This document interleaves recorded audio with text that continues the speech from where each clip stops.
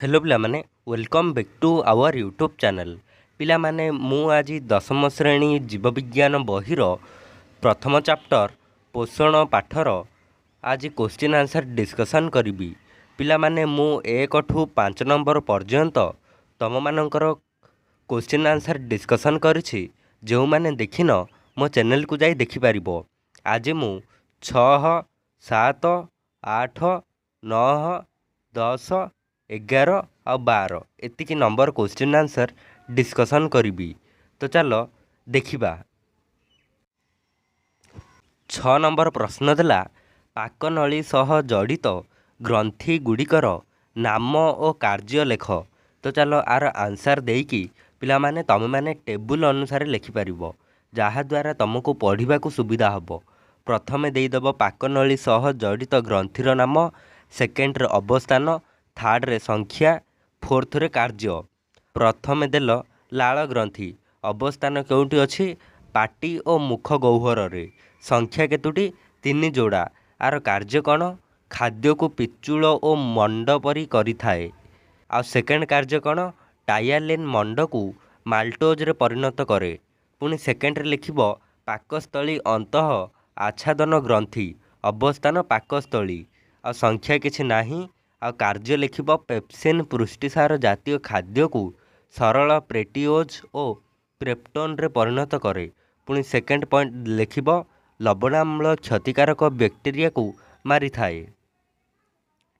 पुणी लिखिब 3 बिट अग्नाशय, यार अवस्थिति केउठी ग्रहणी मध्यरे, केतोटी गोटिए।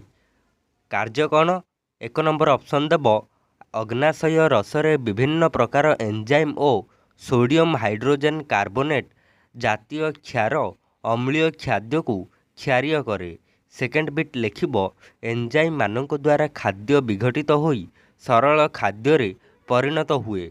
पुणी फोर्थ बिट दे लिखिब पित्त ग्रंथि केउठारे अवस्थित यकृत निकटरे, केतोटी अछि गोटिए अछि। कार्य कौन पित्तरे कौनसी एंजाइम न थाए, मात्र यह स्नेहसार जातीय खाद्यर अवद्रवीकरण बा इमल्सिफिकेशन करा जाई थाए बा करई थाए। पिला माने एतिक ही लेख 6 नंबर क्वेश्चन रे। पुणी एबे जिबा 7 नंबर क्वेश्चन रे देला संक्षिप्त उत्तर दियो। कर देला सहजीवीय पोषण बुझाओ। सहजीवीय पोषण काहाकू कहा जाए। आंसर दे लिखिब दुईटी भिन्न जातिर जीव मध्यरे पोषणर आदान प्रदान को सहजीवीय पोषण कहा जाए। यार उदाहरण दे लिखिब आम अंतनली रे सहजीवी भावे रहुथुबा इस्चेरिचिया कोलाई नामक बैक्टेरिया निज शरीर रे विटामिन प्रस्तुत करी आमको जोगाई थाए। ता परिवर्ते आम अंतनलीर सरलीकृत खाद्य ग्रहण करी निजर प्रतिपालन करिथाए। पुणी उदाहरण 2 दे लिखिब जबक्षारजान विबंधन रे सहजीवी बैक्टेरियार अवदान सहजीवितार अन्य एक उपादान। पुणी एबे देखिबा ख नंबर क्वेश्चन आमर केते प्रकार और केतोटी दांत अछि। गोटिए मनुष्यर केते प्रकारर आ केतोटी दांत अछि। आंसर दे लिखिब आमर 4 प्रकारर और 32टी दांत रहिछि। 4 प्रकार दांत हैला कर्तन दांत 4टी, श्वान दांत 2टी, चर्बण दांत 4टी, पेषण दांत 6टी। एहीपरि भाबरे तल और ऊपर माड़ी रे एकटी लेखाएं 32टी दांत रही थाए। पुणी ग नंबर क्वेश्चन जीभ केते प्रकारर स्वाद बारिपारे। जीभर अन्य कार्य गुड़िक कौन। आंसर दे लिखिब जीभ पिता, खट्टा, मिठा, लुणिया और राग आदि स्वाद बारिपारे। जीभ खाद्य को दांत निकटरे पहुँचाइबारे और खाद्य को गिलिबारे साहाय्य करिथाए। पुणी एबे जिबा घ नंबर क्वेश्चन पाकस्थली रे खाद्यर परिणति लेख। पाकस्थली रे खाद्य कौन होई रही थाए। आंसर दे लिखिब पाकस्थलीर भितर आच्छादन रे अनेक ग्रंथि रहिछि। एही ग्रंथिरु पाचक रस और लवणाम्ल निःसृत होइथाए। पाचक रसरे थिबा पेप्सिन एंजाइम अम्लीय परिवेश रे पुष्टिसार जातीय खाद्य को सरल प्रोटीओज ଓ ପ୍ରେପ୍ଟନରେ ପରିଣତ କରିଥାଏ। ଲବଣାମ୍ଳ ଖାଦ୍ୟରେ ଥିବା କ୍ଷତିକାରକ ବ୍ୟାକ୍ଟେରିଆ ଆଦିକୁ ମାରିଥାଏ। ପିଲାମାନେ ଏତିକି ହିଁ ପାକସ୍ଥଳୀର କାର୍ଯ୍ୟ। ପୁଣି ଏବେ ଦେଖିବା 9 ନମ୍ବର କ୍ୱେଶ୍ଚିନ୍। ପାକସ୍ଥଳୀରୁ ଖାଦ୍ୟମଣ୍ଡ କେଉଁଠାକୁ ଯାଏ? ଖାଦ୍ୟର ଅବଶୋଷ ପରେ ଅବଶିଷ୍ଟ ଖାଦ୍ୟର ପରିଣତି ଲେଖ। ତାପରେ ଖାଦ୍ୟ କ'ଣ ହୋଇଥାଏ? ଆନ୍ସାର ଦେଇ ଲେଖିବ ପାକସ୍ଥଳୀରୁ ଖାଦ୍ୟମଣ୍ଡ କ୍ଷୁଦ୍ରାନ୍ତର ପ୍ରଥମ ଅଂଶ ଗ୍ରହଣୀ ମଧ୍ୟକୁ ଯାଏ। ଏଠାରେ ସ୍ନେହସାର ଖାଦ୍ୟର ଅବଦ୍ରବୀକରଣ ହୋଇଯାଏ ଓ ଖାଦ୍ୟଦ୍ରବ୍ୟ ସାମାନ୍ୟ କ୍ଷାରୀୟ ହୋଇଯାଏ। ପୁଣି ସେକେଣ୍ଡ ବିଟ୍ ଦେଇକି ଲେଖିପାରିବ ଖାଦ୍ୟର ଅବଶେଷଣ ପରେ ଅବଶିଷ୍ଟ ଖାଦ୍ୟ ବୃହଦନ୍ତକୁ ଯାଏ। ସେଠାରେ ଖାଦ୍ୟମଣ୍ଡରେ ଥିବା ବଳକା ଅଜୀର୍ଣ୍ଣ ଖାଦ୍ୟ ମଳରେ ପରିଣତ ହୋଇଥାଏ। ମଳ ମଳାଶୟରେ କିଛି ସମୟ ରହିଲା ପରେ ମଳଦ୍ୱାର ଦେଇ ନିଷ୍କାସିତ ହୁଏ ଖାଦ୍ୟ। ପୁଣି ଏବେ ଯିବା 6 ନମ୍ବର କ୍ୱେଶ୍ଚିନ୍। ଆଲୋକ ପ୍ରକ୍ରିୟା ବୁଝାଅ। ଆନ୍ସାର ଦେଇ ଲେଖିବ ଆଲୋକ ପ୍ରକ୍ରିୟା ପାଇଁ କ୍ଲୋରୋଫିଲ୍, ଜଳ ଓ ଆଲୋକ ଆବଶ୍ୟକ ହୋଇଥାଏ। କ୍ଲୋରୋଫିଲ୍ ଅଣୁଗୁଡ଼ିକୁ ଦୃଶ୍ୟମାନ ଆଲୋକ ରଶ୍ମିକୁ ଶୋଷଣ କରି ଶକ୍ତି ପ୍ରବାହ ଜରିଆରେ ଏକ କ୍ଲୋରୋଫିଲ୍ ଅଣୁକୁ ଅଧିକ ଶକ୍ତି ସମ୍ପୂର୍ଣ୍ଣ କରି ଏଥିରେ ଉତ୍ତେଜନ ସୃଷ୍ଟି କରିଥାନ୍ତି। ପୁଣି ସେକେଣ୍ଡ ବିଟ୍ ଦେଇକି ଲେଖିବ ଏହି ଉତ୍ତେଜିତ କ୍ଲୋରୋଫିଲ୍ରୁ ଏକ ଇଲେକ୍ଟ୍ରୋନ୍ ବାହାରି ଥାଇଲାକଏଡ଼୍ ଝିଲ୍ଲିରେ ପ୍ରବାହ କରିବା ଦ୍ୱାରା ଥାଇଲାକଏଡ଼୍ ଭିତରୁ ଉଦଜାନ ଆୟନ ପ୍ରବାହିତ ହୋଇଥାଏ। ପୁଣି ଥାର୍ଡ଼ ବିଟ୍ ଦେଇକି ଲେଖିବ ପରିଶେଷରେ ଏହା ଏକ ନିମ୍ନ ଶକ୍ତି ସମ୍ପନ୍ନ ଜାରିତ ନିକୋଟିନାମାଇଡ୍ ଆଡେନାଇଡ୍ ଡାଇନ୍ୟୁକ୍ଲିଓସାଇଡ୍ ଫସ୍ଫେଟ୍ ନାମକ ଏକ ସହକାରରେ ପହଞ୍ଚି ଏହାକୁ ବିଜାରିତ କରିଥାଏ। ପୁଣି ଏବେ ଯିବା 6 ନମ୍ବର କ୍ୱେଶ୍ଚିନ୍। ଆଲୋକ ଶ୍ଳେଷଣରେ ରୁବିକ୍ସର ଭୂମିକା ବୁଝାଅ। ତ ଆର ଆନ୍ସାର ଲେଖିବା କେଲଭିନ୍ ଚକ୍ର ରୁବିକ୍ସରୁ ଆରମ୍ଭ ହୋଇ ପରିଶେଷରେ ସେହିଠାରେ ହିଁ ସମାପ୍ତ ହୋଇଥାଏ। ଫଳତଃ କେବଳ ଅଙ୍ଗାରକାମ୍ଳ ଏହି ପ୍ରକ୍ରିୟା ଦ୍ୱାରା ଶର୍କରାରେ ପରିଣତ ହୋଇଥାଏ। ପ୍ରତ୍ୟେକ ରୁବିକ୍ସ ଅଣୁ ଗୋଟିଏ ଲେଖାଏଁ CO2 ଅଣୁ ଗ୍ରହଣ କରି ପରେ ବିଭାଜିତ ହୋଇଥାଏ ଓ 2ଟି ଫେରୋକ୍ସିଲିକ୍ ଏସିଡ୍ ପ୍ରସ୍ତୁତ କରିଥାନ୍ତି। ପୁଣି ଲେଖିବ ଏହିପରି ରୁବିକ୍ସ ସହିତ CO2 ମିଶି ରୁବିକ୍ସ ସାହାଯ୍ୟରେ 12ଟି PGAରେ ପରିଣତ ହୋଇଥାନ୍ତି। ଏଥିମଧ୍ୟରୁ 2ଟି PGA ଗୋଟିଏ ଗ୍ଲୁକୋଜ୍ ଅଣୁ ପ୍ରସ୍ତୁତ କରିଥାନ୍ତି ଓ ଅବଶିଷ୍ଟ 10ଟି PGAର ପୁନଶ୍ଚ କ୍ରମ ଘଟି ରୁବିକ୍ସ ଅଣୁ ଜାତ ହୋଇଥାଏ। ଏତିକି ଆର ଆନ୍ସାର। ପୁଣି ଏବେ ଯିବା 8 ନମ୍ବର କ୍ୱେଶ୍ଚିନ୍। ଗୋଟିଏ ବାକ୍ୟରେ ଉତ୍ତର ଦିଅ। କ ନମ୍ବର ଦେଲା ଜିଭର କାର୍ଯ୍ୟ କ'ଣ?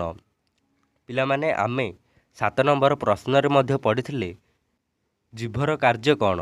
ତ ଏଠାରେ ମଧ୍ୟ ଲେଖିବା ସ୍ୱାଦ ବାରିବା ସହ ଖାଦ୍ୟକୁ ଦାନ୍ତ ନିକଟରେ ପହଞ୍ଚାଇବା ଏବଂ କଥା କହିବାରେ ସହାୟକ କରିବା ଜିଭର କାର୍ଯ୍ୟ ଅଟେ। ମୁଁ ଏବେ ତମମାନଙ୍କୁ ପଢ଼ଉଛି, ଏହା ଜିଭ ଦ୍ୱାରା ହିଁ ସମ୍ଭବ ହୋଇପାରୁଛି। ପୁଣି ଏବେ ଯିବା 6 ନମ୍ବର କ୍ୱେଶ୍ଚିନ୍। ମଣିଷ ମାଢ଼ିରେ କେଉଁ ପ୍ରକାର ଦାନ୍ତ ରହିଛି? ଆନ୍ସାର ଲେଖିବ ମଣିଷ ମାଢ଼ିରେ କର୍ତ୍ତନ, ଛେଦକ ବା ଶ୍ୱାନ, ଚର୍ବଣ ଆଉ ପେଷଣ ଏହିପରି ଭାବରେ 4 ପ୍ରକାରର ଦାନ୍ତ ରହିଛି। ପୁଣି ଏବେ ଯିବା ଗ ନମ୍ବର କ୍ୱେଶ୍ଚିନ୍। ପିତ୍ତର କାର୍ଯ୍ୟ କ'ଣ? ଆନ୍ସାର ଦେଇ ଲେଖିବ ଖାଦ୍ୟର ଅମ୍ଳତ୍ୱ ଦୂର କରିବା ସହିତ ସ୍ନେହସାର ଜାତୀୟ ଖାଦ୍ୟର ଅବଦ୍ରବୀକରଣ କରାଇବାରେ ଏହା ସାହାଯ୍ୟ କରିଥାଏ। ପୁଣି ଘ ନମ୍ବର କ୍ୱେଶ୍ଚିନ୍। ବୃହଦନ୍ତରେ କ'ଣ ଅବଶୋଷଣ ହୋଇଥାଏ? ଆନ୍ସାର ଦେଇ ଲେଖିବ ଜଳ ଓ କେତେକ ଇଲେକ୍ଟ୍ରୋଲାଇଟ୍ ଅବଶୋଷଣ ବୃହଦନ୍ତ୍ରରେ ହୋଇଥାଏ। ପୁଣି ଏବେ ଲେଖିବ 9 ନମ୍ବର କ୍ୱେଶ୍ଚିନ୍। ପାଚକ ରସରେ କେଉଁ ପ୍ରକାର ଏନଜାଇମ୍ ରହିଛି? ଆନ୍ସାର ଦେଇ ଲେଖିବ ପାଚକ ରସରେ ପେପ୍ସିନ୍ ଓ ଲାଇପେଜ୍ ନାମକ 2ଟି ଏନଜାଇମ୍ ରହିଛି। 6 ନମ୍ବର କ୍ୱେଶ୍ଚିନ୍। ଆଲୋକ ପ୍ରକ୍ରିୟାରେ କ'ଣ ଉତ୍ପନ୍ନ ହୁଏ? ଆନ୍ସାର ଦେଇ ଲେଖିବ ଆଲୋକ ପ୍ରକ୍ରିୟାରେ ଆଲୋକ ଶକ୍ତି ଦ୍ୱାରା ଜଳର ଆଲୋକ ବିଶ୍ଳେଷଣ ଘଟି NADPH ଓ ATP ଗଠିତ ହେବା ସହ ଅମ୍ଳଜାନ ମୁକ୍ତ ହୁଏ। ପୁଣି ଏବେ ଦେଖିବା 6 ନମ୍ବର କ୍ୱେଶ୍ଚିନ୍। ଆଲୋକ ଶ୍ଳେଷଣ ଶକ୍ତି କ'ଣ? ଆନ୍ସାର ଦେଇ ଲେଖିବ NADPH ଓ ଓ ATP ଉଭୟ ମିଶି ଆଲୋକ ଶ୍ଳେଷଣ ପ୍ରକ୍ରିୟା ଶକ୍ତି ଗଠନ କରନ୍ତି। ପୁଣି ଏବେ ଦେଖିବା 9 ନମ୍ବର କ୍ୱେଶ୍ଚିନ୍। ଗୋଟିଏ ଶବ୍ଦରେ ଉତ୍ତର ଦିଅ। କ ଦେଲା ଅନ୍ଧକାର ପ୍ରକ୍ରିୟାରେ ଗୋଟିଏ ଗ୍ଲୁକୋଜ୍ ପ୍ରସ୍ତୁତ କରିବା ପାଇଁ କେତୋଟି CO2ର ଆବଶ୍ୟକ ପଡ଼ିଥାଏ? ଆନ୍ସାର ଲେଖିବ 6ଟି। ଖ ନମ୍ବର କ୍ୱେଶ୍ଚିନ୍। ଥାଇଲାକଏଡ୍ ଝିଲ୍ଲିରେ ପ୍ରବାହିତ ହେଉଥିବା ଇଲେକ୍ଟ୍ରିକ୍ ପରିଶେଷରେ କେଉଁଠାରେ ପହଞ୍ଚିଥାଏ? ଆନ୍ସାର ଲେଖିବ ଥାଇଲାକଏଡ୍ ଝିଲ୍ଲିରେ ପ୍ରବାହିତ ଇଲେକ୍ଟ୍ରନ୍ ବାହକ ଅଣୁ ମାଧ୍ୟମରେ ଗ୍ରାହକ ଅଣୁ ପାଖକୁ ପହଞ୍ଚେ। ପୁଣି ଗ ନମ୍ବର ଟାୟାଲିନ୍ ଏନ୍ଜାଇମ୍ କେଉଁଥିରେ ରହିଥାଏ? ଆନ୍ସାର ଲେଖିବ ଲାଳରେ। ଘ ନମ୍ବର କ୍ୱେଶ୍ଚିନ୍। ଆମ ଶରୀରର କେଉଁଟି ଏକ ମିଶ୍ରିତ ଗ୍ରନ୍ଥି ଅଟେ? ଆନ୍ସାର ଲେଖିବ ଅଗ୍ନାଶୟ। ଅଗ୍ନାଶୟ ଗୋଟିଏ ମିଶ୍ରିତ ଗ୍ରନ୍ଥି ଅଟେ। ପୁଣି ଏବେ ଦେଖିବା 10 ନମ୍ବର କ୍ୱେଶ୍ଚିନ୍। ଶୂନ୍ୟ ସ୍ଥାନ ପୂରଣ କର। କ ନମ୍ବର ଦେଲା ପାକସ୍ଥଳୀର ଉପର ଅଂଶକୁ କାର୍ଡ଼ିଆକ୍ ଷ୍ଟୋମାକ୍ ଓ ତଳ ଅଂଶକୁ ଡ୍ୟାସ୍ ବୋଲି କୁହାଯାଏ? ଆନ୍ସାର ହେବ ପାଇଲୋରିକ୍ ଷ୍ଟୋମାକ୍। ଖ ନମ୍ବର ମଲାଙ୍ଗ ନିର୍ମୂଳୀ ଆଦି ଡ୍ୟାସ୍ ଉଦ୍ଭିଦ ଅଟନ୍ତି? ଆନ୍ସାର ଲେଖିବ ପରଭୋଜୀ ଉଦ୍ଭିଦ ଅଟନ୍ତି। ଗ ନମ୍ବର ଲାଳରେ ଡ୍ୟାସ୍ ନାମକ ଏନ୍ଜାଇମ୍ ଥାଏ? ଲାଳରେ ଟାୟାଲିନ୍ ନାମକ ଏକ ଏନ୍ଜାଇମ୍ ଥାଏ। ଘ ନମ୍ବର କ୍ୱେଶ୍ଚିନ୍। ଖାଦ୍ୟ ଓ ପବନକୁ ଯେ ଯାହା ବାଟରେ ଚାଳନ କରିବା ପାଇଁ ଗ୍ରସନୀରେ ଡ୍ୟାସ୍ ଥାଏ କ'ଣ ଥାଏ? ଅଧିଜିହ୍ୱା ଥାଏ। ଙ ନମ୍ବର କ୍ୱେଶ୍ଚିନ୍। ପିତ୍ତ ସ୍ନେହସାର ଜାତୀୟ ଖାଦ୍ୟର ଡ୍ୟାସ୍ କରାଯାଇଥାଏ ବା କରାଇଥାଏ? ଆନ୍ସାର ଲେଖିବ ଅପଦ୍ରବୀକରଣ। ଚ ନମ୍ବର ଜଳର ଆଲୋକ ବିଶ୍ଳେଷଣ ଥାଇଲାକଏଡ୍ ଡ୍ୟାସ୍ରେ ହୁଏ? ଝିଲ୍ଲିରେ ହୋଇଥାଏ। ପୁଣି ଏବେ ଦେଖିବା 11 ନମ୍ବର କ୍ୱେଶ୍ଚିନ୍। କ୍ୱେଶ୍ଚିନ୍ରେ ଦେଲା କି ବାକ୍ୟରେ ଚିହ୍ନିତ ରେଖାଙ୍କିତ ଶବ୍ଦ ବା ଶବ୍ଦ ପୁଞ୍ଜିକୁ ବଦଳାଇ ଠିକ୍ ବାକ୍ୟରେ ଲେଖ। କ ନମ୍ବର ଦେଲା ପିତ୍ତରେ ରହିଥିବା ଟାୟାଲିନ୍ ସ୍ନେହସାର ଜାତୀୟ ଖାଦ୍ୟର ଅବଦ୍ରବୀକରଣ କରାଏ।